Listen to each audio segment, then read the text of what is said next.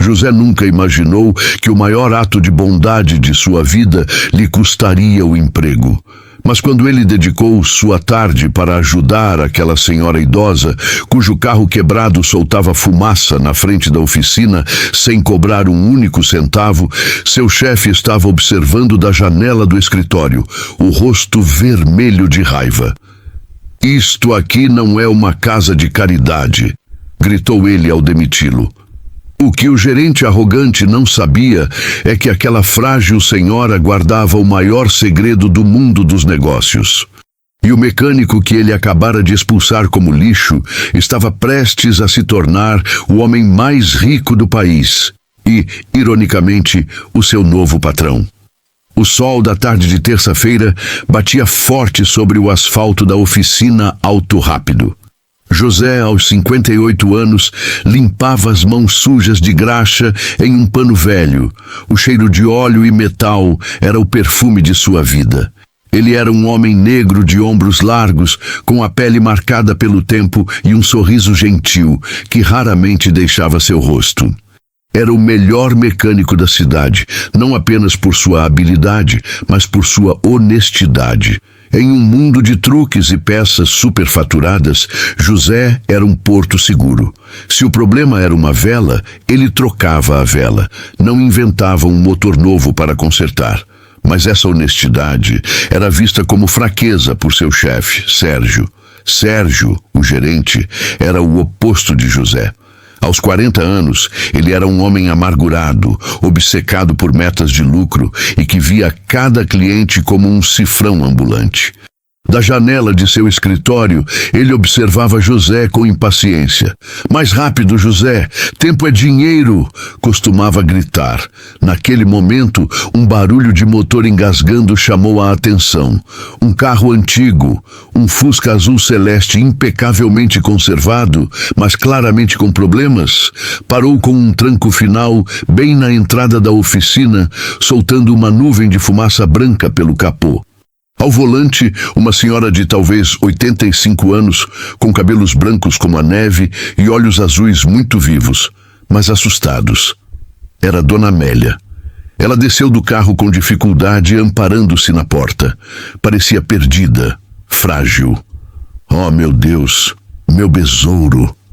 murmurou ela, olhando para o motor fumegante. José largou o pano imediatamente e foi até ela, a preocupação genuína em seu rosto. "A senhora está bem? Não se preocupe, vamos dar um jeito nisso." "Meu jovem, ele nunca fez isso antes", disse ela, a voz trêmula. "Eu preciso chegar em casa. Meus gatos estão me esperando." Da janela, Sérgio observava a cena com nojo.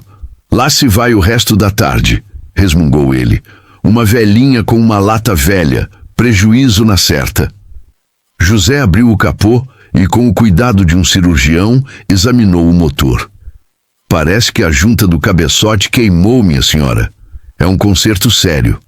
O rosto de Dona Amélia se contorceu em preocupação. Isso vai custar muito caro, não vai? Eu sou aposentada. Meu dinheiro é tão contadinho." José olhou para o rosto preocupado daquela senhora, que poderia ser sua mãe, e seu coração tomou uma decisão. "Não se preocupe com dinheiro agora, Dona Amélia. O importante é a senhora chegar em casa segura. Sente-se ali na sombra, beba uma água, que eu vou cuidar do seu besouro com todo o carinho." Ele a guiou até uma cadeira na pequena área de espera e lhe trouxe um copo de água. "O que você pensa que está fazendo?" A voz de Sérgio explodiu do escritório. Ele desceu as escadas pisando duro. "José, minha sala, agora!" Na frente de Dona Amélia e de outros clientes, Sérgio apontou para o escritório. José respirou fundo. "Senhor, eu só preciso de umas horas para..." "Agora!" gritou Sérgio. No escritório, a porta se fechou com um estrondo. "Você ficou maluco? Queimar a junta do cabeçote? Isso é um serviço de R$2.000. E você diz para a velhinha não se preocupar? Nós não somos uma ONG, José, somos uma empresa." "Mas ela não tem dinheiro, Sérgio, e estava desesperada", argumentou José. Problema dela. Deveria ter um carro que pudesse manter.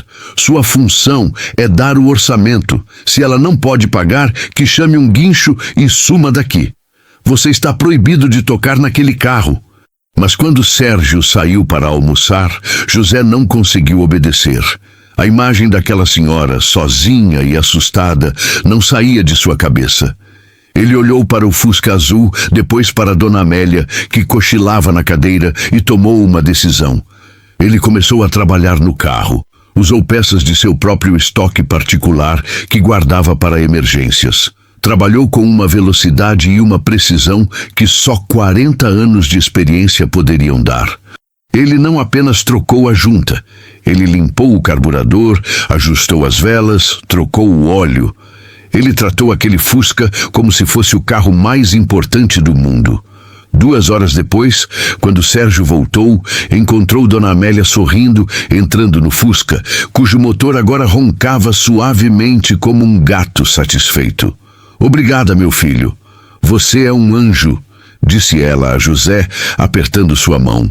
"Deus te pague, porque eu não tenho como." "Não se preocupe, minha senhora. Foi um prazer." "Vá com Deus", disse José, acenando enquanto ela ia embora. Quando ele se virou, encontrou o olhar gelado de Sérgio. O gerente não disse uma palavra, apenas apontou para o escritório. A calma antes da tempestade era aterrorizante. O que essa atitude impensada de José vai lhe custar? A injustiça está prestes a acontecer e a reviravolta será inesquecível. Se você acredita que a bondade sempre encontra um caminho, deixe seu like e comente aqui embaixo o que você acha que vai acontecer. O silêncio no pequeno escritório de Sérgio era pesado, carregado de uma fúria mal contida. José entrou, o cheiro de graxa de suas mãos contrastando com o odor artificial de desinfetante de pinho que o gerente usava em excesso. Sérgio não o convidou para sentar. Ele permaneceu de pé, atrás de sua mesa de metal, os braços cruzados, o rosto uma máscara de desprezo. "Eu não acredito na sua audácia", começou ele, a voz baixa e perigosa. "Eu lhe dei uma ordem direta. E o que você fez? Você me desobedeceu na minha própria oficina, na frente de todos." José manteve a cabeça erguida. "Sérgio, eu não podia deixar aquela senhora na mão. O carro dela é a única coisa que ela tem. Ela estava a quilômetros de casa." Ela, zombou Sérgio, batendo com a mão na mesa. "E nós? E a empresa? Quem paga as contas aqui, José? É a compaixão? É a bondade? Não, é o dinheiro. Dinheiro que você acabou de jogar no lixo." Ele pegou uma calculadora da gaveta. "Vamos fazer as contas do seu ato de caridade. 3 horas do seu tempo. A R$150 a hora. São R$450. Uma junta de cabeçote de primeira linha, R$200. Jogo de velas, R$80. Óleo, filtros, você gastou quase R$1.000 em peças e mão de obra. R$1.000 que saíram do meu bolso para ajudar uma desconhecida que provavelmente nunca mais vai aparecer aqui." "O valor de ajudar alguém não se mede em reais, Sérgio", retrucou José, a voz firme. "Ah, não, sério." O sarcasmo de Sérgio era cortante. "Então me diga, José, o valor da ajuda vai pagar o aluguel desta oficina? Vai pagar o salário dos outros mecânicos? Vai pagar a minha comissão no final do mês?" Ele se aproximou de José, invadindo seu espaço pessoal. "Você não entende, não é? Você vive nesse seu mundinho de fantasia, onde todo mundo é bom e o dinheiro não importa. Mas aqui, no mundo real, as regras são diferentes. Aqui, ou você produz, ou você está fora. E você, meu caro José, com essa sua mania de ser o bom samaritano, você é um peso morto. Você é um prejuízo." A crueldade das palavras era calculada para ferir. Sérgio queria quebrá-lo, humilhá-lo. "Eu trabalho aqui há 5 anos, disse José, a voz embargada. "Eu sempre dei o meu melhor. Meus clientes gostam de mim." "Seus clientes?" riu Sérgio. Os clientes que gostam de você são os que vêm aqui para um concerto de R$ 50, os que choram por um desconto. Eu preciso de clientes que trocam o motor de uma BMW, não o platinado de um Fusca. E você, com essa sua aura de mecânico do povo, espanta os clientes que realmente importam. Ele voltou para trás da mesa e abriu uma gaveta. Tirou um envelope pardo. Eu cansei, José. Cansei da sua lentidão, da sua falta de ambição. Cansei de ter um funcionário que pensa com o coração em vez de pensar com a calculadora. Ele jogou o envelope sobre a mesa. Você está demitido por insubordinação e por causar prejuízo deliberado à empresa. Pegue suas coisas e suma da minha oficina até o final do dia, e não se dê ao trabalho de pedir referências. A sentença foi final, brutal e sem apelação. José ficou parado, o chão parecendo desaparecer sob seus pés, demitido, aos 58 anos, por ter ajudado uma senhora. A injustiça era tão grande, tão avassaladora, que ele não conseguiu formular uma resposta. Ele apenas olhou para o rosto satisfeito de Sérgio e depois para o envelope pardo que continha o fim de sua estabilidade, de sua rotina, de sua paz. Você vai se arrepender disso, Sérgio, conseguiu dizer, a voz rouca. Arrepender-me? Meu amigo, hoje é o dia mais feliz da minha gestão. Finalmente me livrei do peso morto. Agora saia daqui antes que eu chame a segurança para te arrastar para fora. José se virou e saiu do escritório, cada passo parecendo pesar uma tonelada. Ao descer as escadas para o pátio da oficina, todos os outros mecânicos pararam o que estavam fazendo. O silêncio era total, eles sabiam. O rosto de José dizia tudo. Marcelo, o mecânico mais velho, um amigo de longa data, largou a chave de roda e se aproximou, os olhos cheios de uma fúria impotente. Aquele desgraçado. Ele não fez isso, fez? José apenas assentiu, incapaz de falar. Por causa da senhora do Fusca, insistiu Marcelo. José assentiu novamente. Um mecânico mais jovem chutou um pneu com raiva. Isso não é justo, Zé. Você é o melhor de nós. Mas todos sabiam que a justiça não morava naquela oficina. Ali, quem mandava era a tirania de Sérgio. José caminhou até seu armário de metal. Ele o abriu e começou a guardar suas coisas em uma caixa de papelão. A foto de sua falecida esposa, a caneca que sua filha lhe dera no último dia dos pais e, por último, a velha caixa de ferramentas de madeira que fora de seu pai. Cada objeto era uma memória. Um pedaço de sua vida que agora estava sendo encaixotado e expulso. Ele olhou ao redor da oficina, para o cheiro, para os sons, para os rostos de seus amigos. Fora sua segunda casa por 5 longos anos. Um lugar de suor, de trabalho honesto, de camaradagem. E agora estava sendo arrancado dali como uma erva daninha. Ao passar pela porta da saída, carregando a caixa de papelão como se carregasse o peso do mundo, ele olhou para cima. Sérgio estava na janela do escritório, braços cruzados, um sorriso de pura satisfação no rosto. Ele ergueu a mão e deu um pequeno aceno de despedida, um último ato de zombaria. José respirou fundo, segurou a caixa com mais força e começou a caminhar pela rua sem rumo, o sol da tarde batendo em suas costas, a sombra de um homem desempregado se estendendo à sua frente. Enquanto isso, a quilômetros dali, em uma mansão em um condomínio fechado, Dona Amélia estava sentada em sua poltrona de veludo, tomando um chá. Ela olhava para o jardim impecável, mas sua mente estava longe. Estava na oficina, no rosto gentil daquele mecânico. Margarida, chamou ela.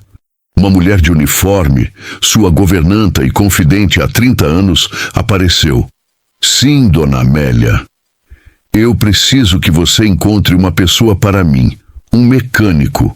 O nome dele é José Silva. Ele trabalha em uma oficina chamada Auto Rápido. Aconteceu algo com o besouro de novo, senhora? Perguntou a governanta preocupada. Não, minha querida. Pelo contrário. O besouro está cantando como um passarinho. Eu quero encontrar esse homem para agradecê-lo e para fazer algo mais.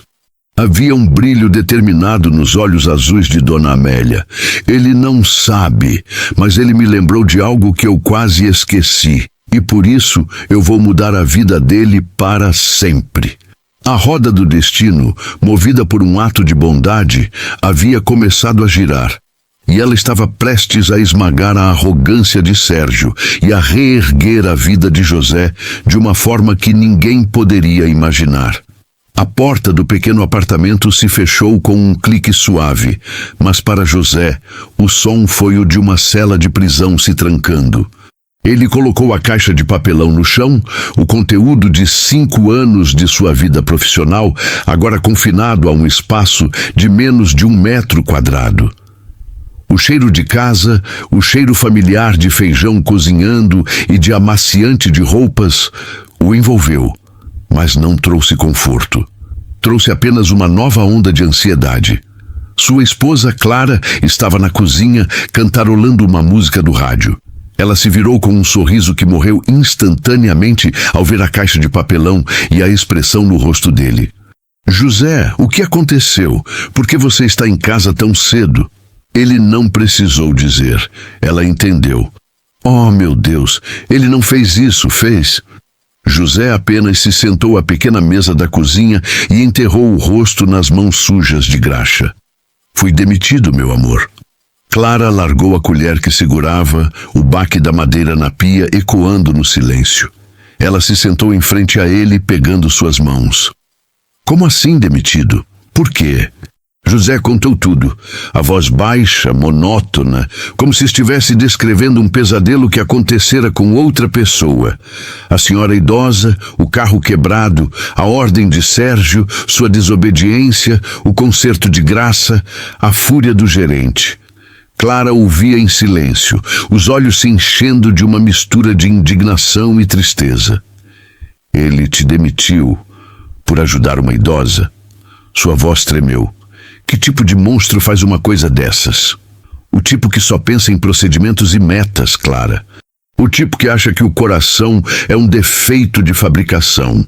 Mas isso é injusto. Você pode processá-lo, colocá-lo na justiça. José balançou a cabeça cansado. Processar com que dinheiro, meu bem? E para quê? Para ele dizer que fui demitido por insubordinação? Tecnicamente ele está certo. Eu desobedeci a uma ordem direta. A lógica fria da situação era esmagadora. Ele era o herói da história, mas o vilão tinha o regulamento da empresa ao seu lado. Clara segurou o rosto dele entre as mãos. Escute, meu amor, você é o melhor mecânico desta cidade, um homem honesto, trabalhador. Você vai encontrar outro emprego rápido. Talvez seja até uma bênção, sair daquele lugar de perto daquele homem. José queria acreditar, mas um nó frio em seu estômago dizia que não seria tão simples. Ele conhecia a maldade de Sérgio. Uma pessoa capaz de demiti-lo por um ato de bondade era capaz de muito mais para garantir que ele permanecesse no chão. E ele estava certo. Na manhã seguinte, José acordou às 5, como sempre. O hábito de 40 anos de trabalho era mais forte que o desemprego. Mas, em vez de vestir o macacão, ele vestiu sua melhor calça, uma camisa limpa, e saiu com uma pasta de currículos impressos. A primeira oficina ficava a 10 quarteirões. O dono, um senhor chamado Antônio, olhou o currículo e sorriu. 5 anos na Auto Rápido? Ótima experiência. Estamos precisando de alguém com a sua habilidade. Deixa eu só ligar lá para pegar uma referência e, se estiver tudo certo, a vaga é sua. José sentiu o estômago apertar. Ele sabia o que viria a seguir. O senhor Antônio ligou, na frente dele, no viva voz. Alô, aqui é o Antônio, da Mecânica Central. Estou com um ex-funcionário de vocês, José Silva. Gostaria de uma referência. A voz de Sérgio, do outro lado da linha, era profissional, medida, venenosa. Ah, sim. O José, um mecânico de mão cheia, muito habilidoso. Trabalhou 5 anos aqui. Ótimo. disse o senhor Antônio sorrindo para José. E por que ele saiu? Bem, a pausa de Sérgio foi teatral. Infelizmente, tivemos que dispensá-lo por questões de incompatibilidade com os procedimentos internos. Ele tinha certas dificuldades em seguir a hierarquia e as diretrizes de faturamento da empresa. Uma pena. Um grande talento, mas um pouco complicado de gerenciar. José sentiu o sangue gelar. Não eram mentiras absurdas. Eram meias-verdades, piores que mentiras completas, impossíveis de contestar. Entendo, disse o senhor Antônio, o sorriso desaparecendo. Obrigado. Ele desligou e olhou para José com desconfiança. Olha, rapaz, eu gostei de você. Dá para ver que é gente boa, mas eu não posso arriscar contratar alguém com um histórico de não seguir procedimentos, de causar problemas. Minha oficina é pequena, preciso de gente que some, não que divida. Desculpa. José saiu daquela oficina com as pernas bambas. O veneno de Sérgio era sutil e mortal. Ele não estava o acusando de nada, apenas plantando dúvidas. E em um mercado de trabalho competitivo, a dúvida era tudo o que um empregador precisava para descartá-lo. A história se repetiu por toda a cidade. Ele visitou mais 5 oficinas naquele dia, em todas a mesma sequência. Interesse inicial, o telefonema para Sérgio e a mudança súbita de atitude. A vaga acabou de ser preenchida. Vamos entrar em contato se surgir algo. Não é exatamente o perfil que buscamos. Enquanto isso, na mansão de Dona Amélia, a busca por José encontrava suas próprias dificuldades. Margarida, alguma notícia? Perguntou ela. A governanta suspirou. Senhora, eu liguei para a oficina Auto Rápido. O gerente, um homem muito grosseiro chamado Sérgio, disse que o funcionário José Silva foi demitido há 2 dias.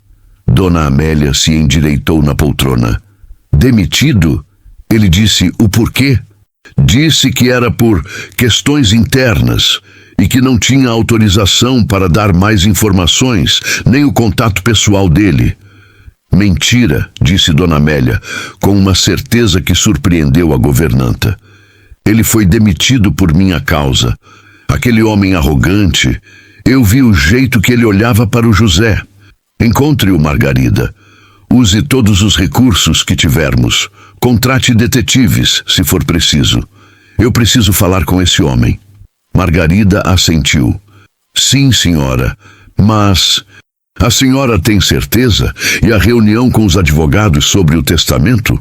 O testamento pode esperar, disse Dona Amélia, com um brilho feroz nos olhos. A justiça não. A caçada havia começado em 2 frentes. José caçava um emprego e a fortuna caçava José.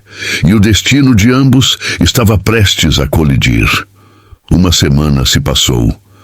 Para José, foi uma eternidade. 12 oficinas visitadas, 12 portas fechadas na cara. A cidade, que antes era seu campo de trabalho, agora parecia uma fortaleza impenetrável. Ele voltava para casa todos os dias mais derrotado, o peso da injustiça se acumulando em seus ombros. Clara, sua esposa, tentava animá-lo. Não desista, meu amor. Alguém vai enxergar o seu valor. Mas ela mesma estava preocupada. As economias, que já eram poucas, derretiam como gelo no sol. A conta de luz chegou com um aviso de corte em papel vermelho. O aluguel venceria em 2 semanas. Precisamos cortar tudo o que for supérfluo, disse ela uma noite, sentada à mesa da cozinha, os papéis e as contas espalhados. Vou cancelar a internet. A gente come mais arroz e feijão, menos carne. Podemos vender a televisão? José olhou para o rosto cansado da esposa, para as olheiras que começavam a se formar sob seus olhos, e sentiu uma onda de culpa o sufocar. Ela não merecia aquilo. Tinha trabalhado a vida inteira em uma loja de roupas, até a loja fechar, 6 meses atrás. Desde então, procurava emprego sem sucesso. E agora, ele também estava desempregado. Isso é culpa minha, murmurou ele, a voz quebrada. Não é, não, retrucou ela, segurando o rosto dele. Você fez a coisa certa. O mundo é que está errado. Mas o mundo errado está vencendo, Clara. Vamos perder nosso apartamento por causa da coisa certa. A frase ficou no ar, pesada e amarga. Na terceira semana, a situação se tornou desesperadora. José começou a aceitar bicos, trabalhos pequenos e mal pagos que feriam seu orgulho de profissional. Consertou o carro vazando do vizinho por R$ 50.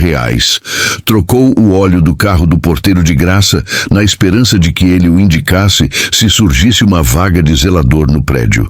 Colou cartazes em postes e padarias, com seu número de telefone escrito à mão. Mecânico de confiança, consertos em domicílio. Os trabalhos que apareceram eram esporádicos. R$ 40 aqui para ajustar um freio, 60 ali para verificar uma bateria. Não era suficiente, nem perto de suficiente. Uma tarde, enquanto estava deitado debaixo de um Gol velho na garagem de um cliente, o cheiro de óleo rançoso enchendo seus pulmões, José ouviu duas vozes conversando acima dele. Esse não é o mecânico que foi demitido da Auto Rápido? Disse uma voz. É ele mesmo. Ouvi dizer que ele teve uns problemas de conduta lá. Não sei se é confiável deixar ele mexer no motor. José fechou os olhos. O veneno de Sérgio, como uma praga, havia se espalhado pelo bairro. Não eram acusações que ele pudesse refutar. Eram suspeitas, fofocas, que corroíam sua reputação silenciosamente. Ele terminou o serviço, recebeu os R$ 40 e foi para casa caminhando sem dinheiro nem para o ônibus. Ao chegar em casa, encontrou a cena que mais temia. Clara estava sentada no sofá, com uma carta na mão, os olhos vermelhos e inchados de tanto chorar. O que foi? Perguntou ele, o coração já disparando. Ela apenas lhe entregou a carta. Era do proprietário do apartamento. Uma notificação formal. Se não pagassem o aluguel atrasado até a próxima sexta-feira, teriam que desocupar o imóvel. Ele já tem outro inquilino, José, disse Clara, a voz oca. Um que paga adiantado. José sentou-se ao lado dela e a abraçou. Ela tremeu em seus braços. Eu não sei mais o que fazer, meu amor. Nós tentamos de tudo. Ele também não sabia. Pela primeira vez em sua vida, José Silva, o homem que conseguia consertar qualquer motor, não tinha resposta, não tinha solução, não tinha esperança. Enquanto isso, a busca de Dona Amélia por José se intensificava. Seus recursos eram virtualmente ilimitados. Margarida, alguma notícia dos detetives? Sim, senhora, respondeu a governanta lendo um relatório. Eles confirmaram a demissão. O gerente Sérgio espalhou referências negativas pela cidade, tornando quase impossível para o senhor José conseguir um novo emprego. Ele está fazendo pequenos trabalhos e, segundo o relatório, está prestes a ser despejado de seu apartamento. O rosto de Dona Amélia se endureceu. Despejado? Por minha causa?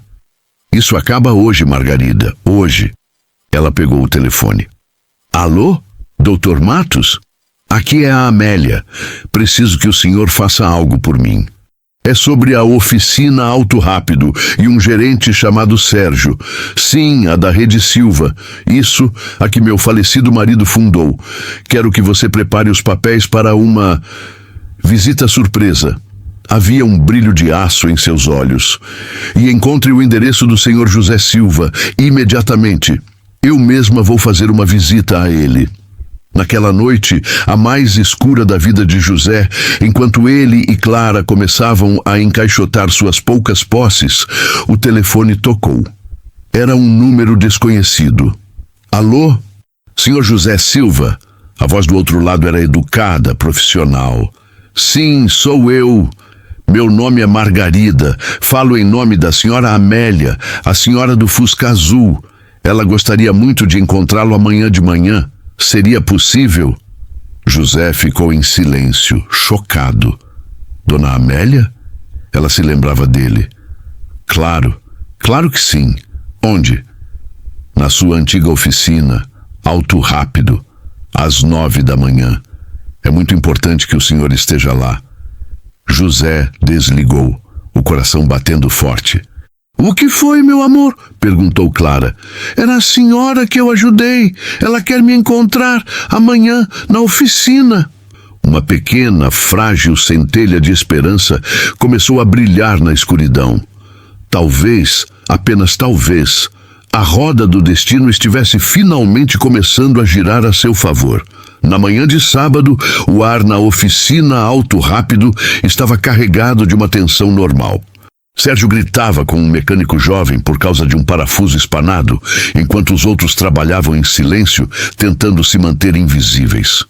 Às 9 em ponto, a porta da área de espera se abriu. Mas não foi um cliente comum que entrou. Foi Dona Amélia. Mas uma Dona Amélia diferente. Ela não usava o vestido simples daquele dia. Vestia um tailleur de linho de cor creme, sapatos de couro macio e um colar de pérolas discreto, mas inegavelmente caro. Ao seu lado, caminhava um homem de terno impecável, carregando uma pasta de couro.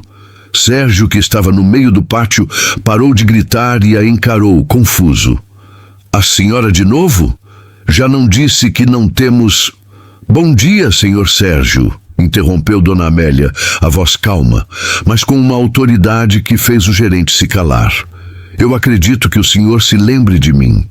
Lembro, claro, disse ele, a impaciência voltando. E já lhe disse que o funcionário que a atendeu não trabalha mais aqui. Se veio reclamar... Eu não vim reclamar, eu vim inspecionar. Inspecionar? Sérgio riu, um som nervoso. Inspecionar o quê? A senhora é da vigilância sanitária agora? De certa forma, respondeu Dona Amélia com um sorriso enigmático. Naquele exato momento, um táxi parou na frente da oficina. Dele desceu José. Ele olhou para a cena, o coração batendo forte, e caminhou para dentro. Ah, ótimo! Exclamou Sérgio ao vê-lo. A reunião de caridade está completa. O que vocês querem? Abrir uma filial da sopa dos pobres aqui? A grosseria dele chocou até o advogado de Dona Amélia. José, meu filho, que bom que veio, disse Dona Amélia, ignorando completamente o gerente. Ela se virou para o advogado. Dr. Matos, por favor, creio que o senhor tenha alguns documentos para apresentar ao gerente temporário desta oficina. O advogado abriu a pasta de couro e tirou um conjunto de papéis. Senhor Sérgio, começou ele, a voz formal e cortante, eu sou o Dr. Matos, representante legal do espólio de Carlos Eduardo Silva, fundador e único proprietário da rede de oficinas Silva. Sérgio empalideceu. O senhor Carlos faleceu há 6 meses. A empresa agora é administrada por um conselho. Exato, disse o advogado. E segundo o testamento do senhor Carlos, 51% das ações da empresa, o controle majoritário, não foram para o conselho. Foram deixados para sua única herdeira viva e anônima, a irmã dele. Sérgio olhava do advogado para a velha senhora, a compreensão, lenta e aterrorizante, começando a se formar em sua mente. E eu... disse Dona Amélia, dando um passo à frente. Sou Amélia Oliveira Silva, a irmã mais nova de Carlos, e a partir do momento em que meu irmão faleceu, a dona majoritária desta empresa. O silêncio na oficina foi tão absoluto que se podia ouvir o som de uma gota de óleo caindo no chão. Todos os mecânicos, todos os clientes, todos pararam para testemunhar a cena. O rosto de Sérgio passou do vermelho da raiva para o branco do pânico absoluto. Dona, gaguejou ele, mas a senhora... O Fusca é meu xodó, disse Dona Amélia com simplicidade. Meu irmão me deu de presente há 50 anos e eu o uso para visitar, anonimamente, as oficinas que herdei. Para ver com meus próprios olhos como meus funcionários e principalmente meus clientes são tratados. Ela caminhou lentamente até Sérgio, que recuou um passo, como se estivesse diante de um fantasma. E na minha visita aqui, há um mês, eu vi duas coisas. Vi um homem de bom coração, um profissional exemplar, ela apontou para José, ser punido por ter compaixão. E vi um gerente, seu olhar se tornou duro como aço, que trata pessoas com uma arrogância e um desprezo que envergonhariam o nome do meu irmão. Dona Amélia, por favor, eu não sabia. Se eu soubesse que era a senhora, eu jamais... Exatamente! A voz dela, embora de uma senhora, soou como um trovão. Esse é o problema. O respeito não deveria depender de quem eu sou. Deveria ser a norma. Você não tratou mal a mim, Sérgio. Você tratou mal uma cliente idosa e desamparada. E demitiu um homem bom por isso. Você envenenou a reputação dele. Você destruiu a vida dele por puro capricho. Ela se virou para o Dr. Matos. Execute a ordem. O advogado entregou um envelope para Sérgio. Senhor Sérgio, esta é a sua notificação de demissão por justa causa, com base em múltiplas violações do Código de Ética da empresa, incluindo tratamento inadequado a clientes e assédio moral a funcionários. Sérgio olhou para o papel, as mãos tremendo. Não pode ser. Ah, pode sim, disse o advogado. E tem mais. Ele tirou outro documento. Esta é uma ação judicial pessoal, movida pela senhora Amélia, por danos morais. E também uma ação regressiva da empresa contra o senhor para reaver os prejuízos causados por sua má gestão e pela perda de um funcionário valioso. O mundo de Sérgio desabou. Não era apenas uma demissão, era a ruína completa. E agora, disse Dona Amélia, a voz se suavizando ao se virar para José, que assistia a tudo atordoado. Vamos corrigir a injustiça.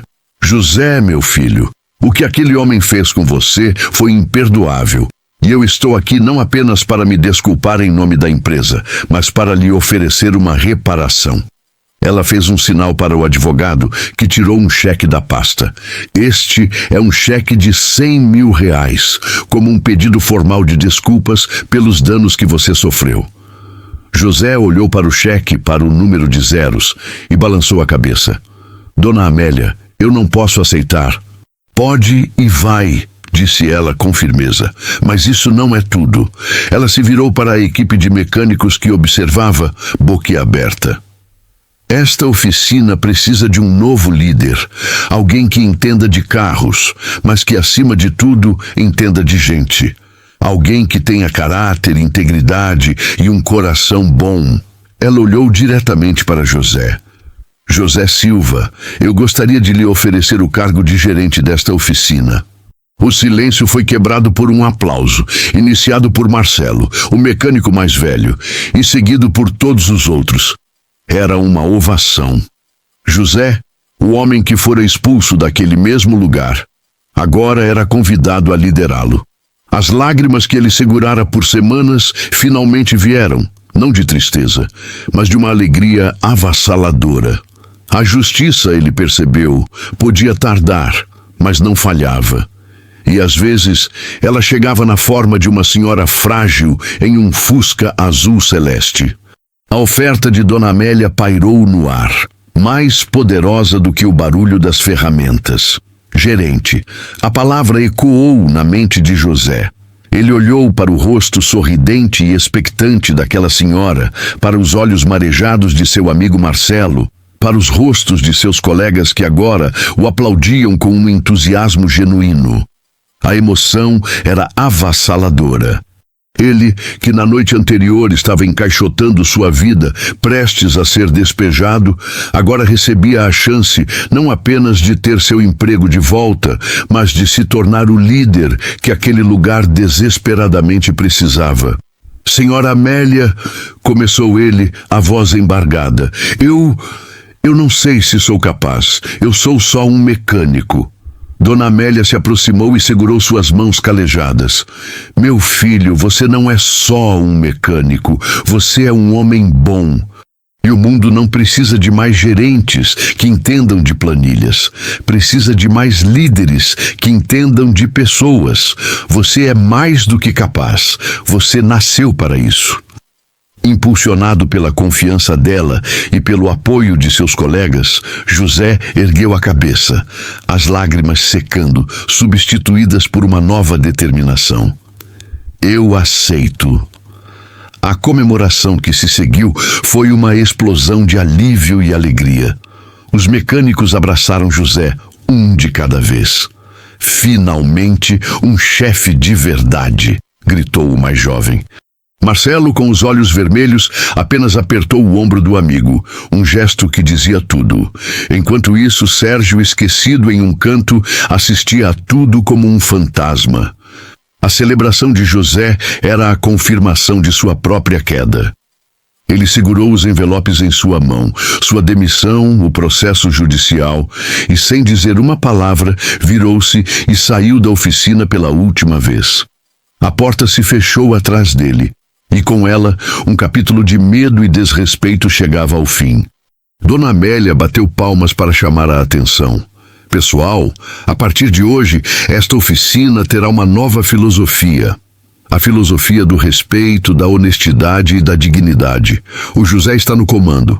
As ordens dele são as minhas ordens. E a primeira ordem é: hoje o almoço é por minha conta na melhor churrascaria da cidade. Mais aplausos. Nos meses que se seguiram, a oficina Auto Rápido se transformou. Sob a liderança de José, o ambiente de trabalho, antes tóxico e silencioso, tornou-se colaborativo e alegre. Ele instituiu reuniões semanais onde todos podiam dar sugestões. Criou um programa de bônus por satisfação do cliente, não por volume de vendas. E o mais importante, ele liderava pelo exemplo. Estava sempre no pátio com as mãos sujas de graxa, ajudando, ensinando, ouvindo. Os resultados foram espetaculares. A produtividade aumentou em 30%. As reclamações caíram para zero. E a reputação da oficina se espalhou. Uma fila de espera começou a se formar. As pessoas não iam mais lá apenas para consertar seus carros. Iam para serem tratadas com a honestidade e o respeito que José personificava. José e Clara conseguiram alugar um apartamento melhor. Com o bônus, ele quitou as dívidas e comprou um carro usado para a esposa, que também conseguiu um novo emprego. A vida, que parecia ter acabado, havia recomeçado, mais forte e mais brilhante do que antes. Dona Amélia se tornou uma presença constante. Ela visitava a oficina toda semana, não como a dona, mas como uma amiga, trazendo bolos e ouvindo as histórias dos mecânicos. Ela e José se tornaram confidentes. Você me lembrou do meu irmão, sabia? Disse ela a José um dia. Carlos também começou com as mãos sujas de graxa. Ele sempre dizia que o motor de uma empresa é o coração de seus funcionários. Aquele gerente, ele havia arrancado o coração deste lugar. Você o colocou de volta. E quanto a Sérgio, a ação judicial o deixou em uma situação financeira difícil. Sua reputação no setor foi destruída. Nenhuma oficina o contrataria. Ele acabou conseguindo um emprego como vendedor em uma loja de autopeças, um cargo muito inferior ao que tinha. Um dia, meses depois, José precisou comprar uma peça rara e foi até a loja onde Sérgio trabalhava. Os dois homens se encontraram frente a frente. Sérgio empalideceu. José, que poderia ter se vingado, que poderia tê-lo humilhado, apenas o olhou com uma calma serena. Bom dia, Sérgio. Eu preciso de um distribuidor para um Opala 78. Sérgio, engolindo em seco, foi buscar a peça, atendeu-o com uma eficiência robótica. Ao final, quando José foi pagar, ele murmurou: Parabéns pelo novo cargo. Fiquei sabendo. Obrigado, disse José. Espero que as coisas melhorem para você também. E foi embora. Aquele ato de simples cortesia, a ausência de vingança, foi para Sérgio a parte final e mais dolorosa de sua lição. Um ano depois, Carlos Eduardo Silva, o filho de Dona Amélia e CEO legal da empresa, que vivia no exterior, veio ao Brasil para uma visita. Ele foi diretamente à oficina para conhecer o lendário José. Minha mãe não para de falar de você, disse o jovem, apertando a mão de José. Ela diz que você salvou a alma da empresa dela. Ele entregou a José um envelope. Esta unidade teve o melhor desempenho de toda a nossa rede no último ano. Em nome do Conselho, gostaríamos de lhe oferecer uma participação nos lucros e o cargo de diretor de operações de toda a rede no Brasil. José, o mecânico que fora demitido por ser bom demais, agora era convidado a espalhar sua filosofia de trabalho por todo o país. A história de José se tornou uma lenda, a prova de que a bondade não é uma fraqueza, mas a maior das forças. Ele provou que um ato de compaixão, por menor que seja, pode colocar em movimento uma roda de gratidão e justiça que ninguém pode parar. E mostrou que, no final, a verdadeira herança não é o dinheiro ou as empresas que se deixam para trás, mas o caráter e a dignidade que se constroem a cada dia. O que essa história te fez refletir?